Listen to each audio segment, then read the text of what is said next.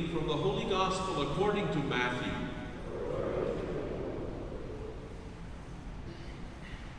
At that time, Jesus was led by the Spirit into the desert to be tempted by the devil.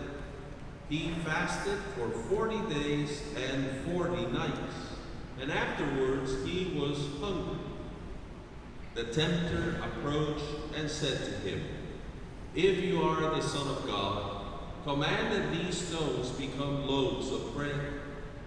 He said in reply, "It is written, one does not live on bread alone, but on every word that comes forth from the mouth of God." Then the devil took him to the holy city and made him stand on the parapet of the temple and said to him, "If you are the Son of God, throw yourself down, for it is written, He will command His angels concerning you, and with their hands they will support you, lest you dash your foot against a stone." Jesus answered him, "Again, it is written, you shall not put the Lord your God to the test." Then the devil took him up to a very high mountain and showed him all the kingdoms of the world in their magnificence.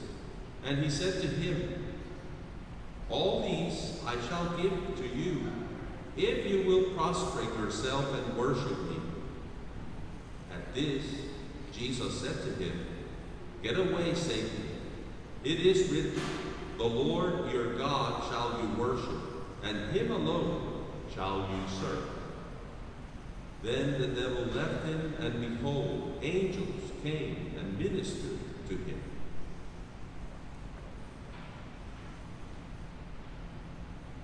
The Gospel of the Lord.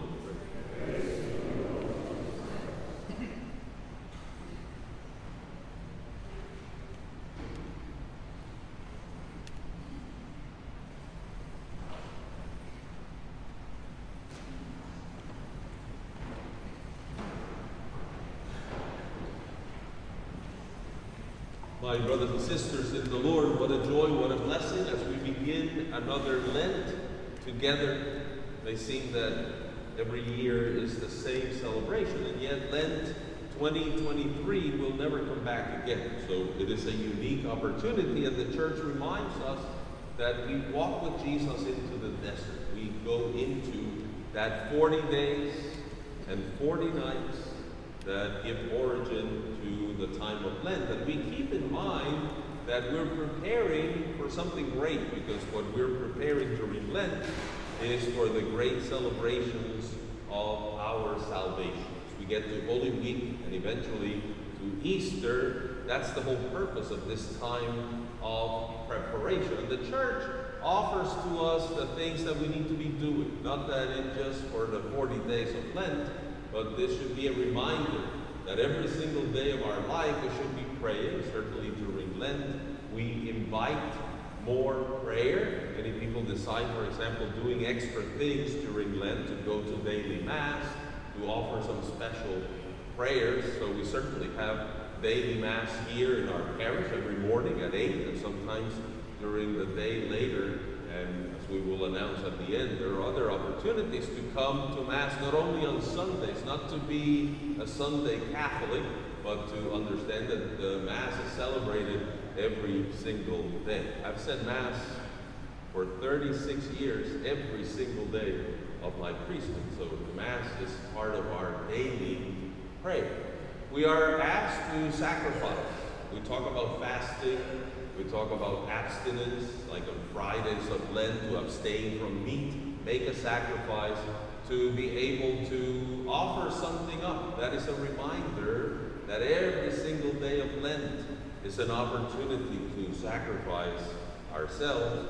And of course, most important of all, that we're called to do works of charity, to be charitable, to be good to one another, to be caring, to be loving. Actually, if you follow closely the readings during Lent, it's almost like, unless you're being charitable, prayer and sacrifice means very little to God. It's almost like, even if you're praying and getting points, Now when you mess up not being caring, not being loving, not being charitable, it's like all that is wiped out, because this is so important. And today, in a way, the readings give us a little insight into how should we proceed to be more charitable. What qualities in our lives should we develop so that charity becomes second nature, not something that we have to think about, but we live like that. You know, we always hear about lawyers' jokes. You know, lawyers' jokes. Everybody knows a whole bunch of lawyers' jokes. And I must confess that since 2019, I'm a lawyer myself. So I'm a little more careful about lawyers' jokes. But there's some that are very good. One that maybe you have heard is this lawyer. He was driving his beautiful BMW, latest model. And as he was parking, he opened the door, and this car came zooming by 100 miles per hour and knocked his door out. And certainly took off. He didn't stop to see what he had done. So this lawyer, he was so angry, the police came to see the accident, and the lawyer said, "You have to stop that man. Look what he did to my Beamer. This is brand new, and look, my door is gone." And the officer says, "You lawyers, you are so egocentric. You are so selfish. Don't you realize you also have lost your left arm?" And the lawyer says, "Oh no, my Rolex."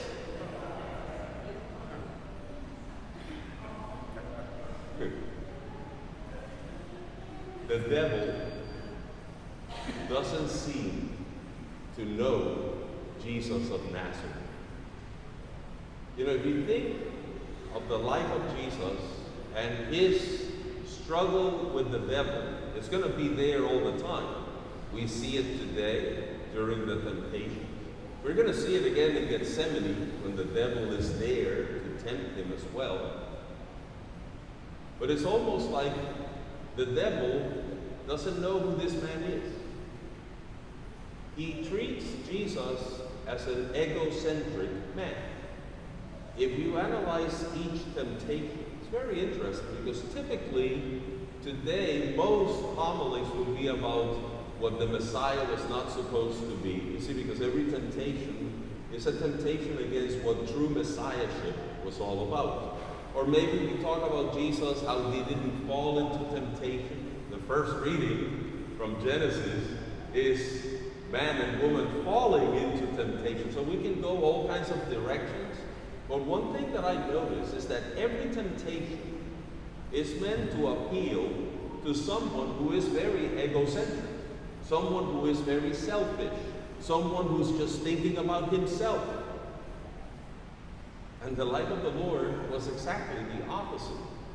He was the most selfless person, the most generous person, the most giving person that ever lived. And in a way, it gives us an insight into how to be charitable.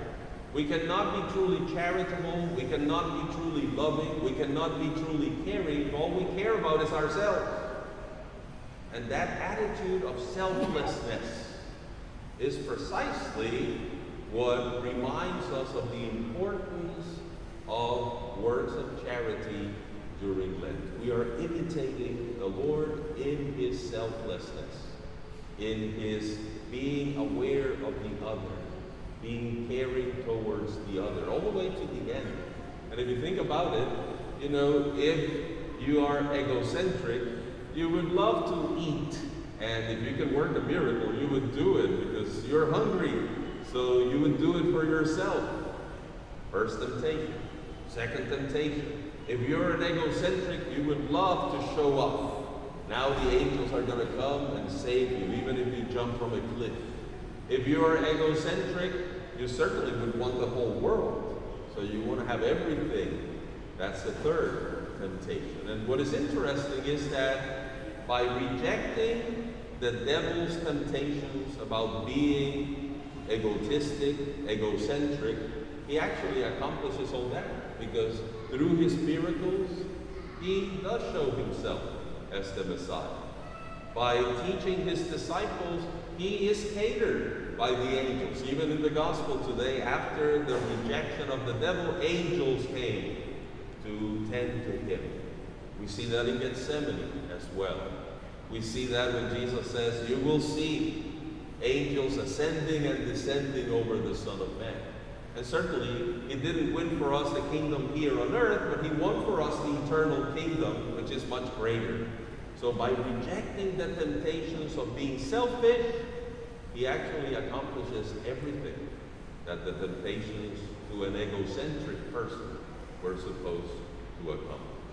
So today, my brothers and sisters, as we begin our Lenten journey, as we begin this first week of Lent, let us ask the Lord, first of all, that we need to be more charitable, but the key to be more charitable is to be less self-centered, less egocentric. And that is a challenge, because the natural tendency is to take care of ourselves.